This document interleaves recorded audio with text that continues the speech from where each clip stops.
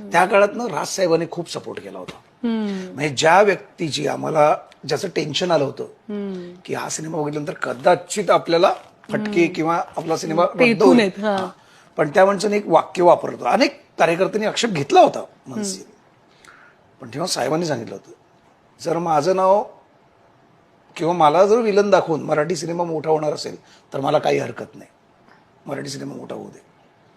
आणि मला आठवतं वंदना टॉकीजच्या बाहेर शो बंद पाडा उभे होते. मी अवधूत तिकडे गेलो होतो आणि तिथे ते मनसेचे कार्यकर्ते आले होते. तिकडे गेलो होतो आणि तिथून आम्ही फोन केला अम्माईला खोपकरला. तिकडून फोन आला साहेबांना तिकडे जिकोणा, पिक्चर चालू करायचा बाजूला. आणि ते सगळे जेव्हा आतमध्ये येऊन बसले पिक्चर बघायला, पूर्ण पिक्चर जे बंद करायला आले होते त्यांच्यासोबत बसले, पूर्ण पिक्चर बघितलं आणि बाहेरून बोलले की खरंच नाही हो, चांगलं आहे.